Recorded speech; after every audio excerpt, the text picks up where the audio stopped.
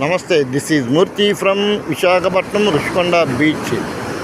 మనిషికి నీటికి చాలా అవినాభావ సంబంధం ఉంది. మనిషికి ఏంటండి, సమస్త జీవరాశులకి కారణభూతం. అంటే జీవి బ్రతకాలంటే నీరు కావాలి. పంచభూతాల్లో నీటికి ఉన్న ప్రాముఖ్యత అంతా ఇంత కాదు. మన భూమండలంలో సుమారుగా ఒక 70% నీరే అంటే నీరే ఆక్యుపై చేసిందంట. వాటర్తో నిండి ఉంది. కేవలం భూమి, మనం నించున్న భూమి, మనం నివసిస్తున్న భూమి మాత్రం కేవలం ఒక 30% లోపే.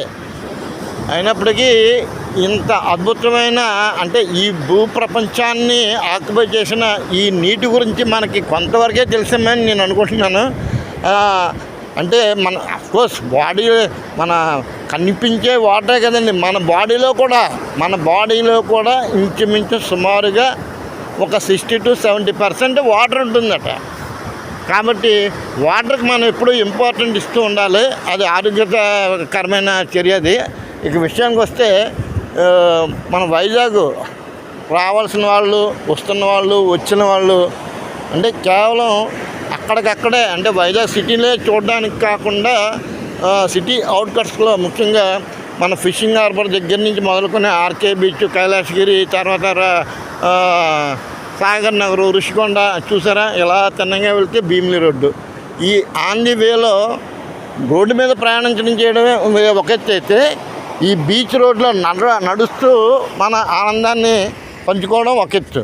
కాబట్టి మీ పిల్ల పాపలతో ఎప్పుడైనా వైజాగ్ వస్తే మాత్రం ఎట్టి పరిస్థితుల్లోనూ ఈ రుషికొండ బీచ్ని వదలకండి. ఆ రుషికొండ మనకు కనబడుతున్నాయి కదా, ఇవి గవర్నమెంట్ బిల్డింగ్స్. దాని ప్రక్కనే అంటే దీనికి అభిముఖంగా గీతం యూనివర్సిటీ ఉంటుంది. గీతం యూనివర్సిటీ పక్కనే వెంకటేశ్వర స్వామి టెంపుల్, దాని పక్కనే గాయత్రి వారి ఇంజనీరింగ్ కాలేజీ, దాని పక్కనే ట్రైబల్ యూనివర్సిటీ, ఓల్డ్ చాలా అంటే ట్రైబల్ రీసెర్చ్ సెంటర్ అన్నమాట అది. అలా చాలా ఉంటాయి. ఇట్టి పరిస్థితుల్లో మిస్ అవ్వకండి. వైజాగ్ అనగానే అక్కడక్కడ ఆర్కే బీచ్ అని, లేకపోతే జగదంబ జంక్షన్ అని చూడండి. వైజాగ్ రండి. ఆధ్యాత్మికంగా కావాలంటే సింహాచలం వెళ్ళండి, లేదంటే కనకమహాలక్ష్మి గుడికి వెళ్ళండి, లేదంటే సినిమాకి వెళ్ళండి. సినిమాలో షికార్లు వదిలేండి, అవి మీకు ఎక్కడైనా దొరుకుతాయి. ఇక్కడ మాత్రం ఇలా భీమిలి రోడ్డు కానీ చూడండి. ఉషోదయం మన సూర్యారావు గారు ఎంత అద్భుతంగా కనపడుతున్నారు. మార్నింగ్ ఇప్పుడు వస్తే సుమారుగా 6 అవుతుంది. 6 గంటలకే చూడండి ప్రకృతిని. అంటే నాలాంటి ప్రకృతి పిపాసకులు చాలామంది ఉన్నారు. ఈ టైంలో కూడా ఎంతమంది జనం వస్తున్నారు. వాళ్ళతో పాటు మీరండి, సరదాగా రండి, ఎంజాయ్ చేయండి. నా భూత నా భవిష్యత్తు అద్భుతమైన ఆనందాన్ని మీ సొంతం చేసుకోండి. సరేనా? ఓకేనా? హర హర మహాదేవ శంభో శంకర. ఓం నమ శివాయ.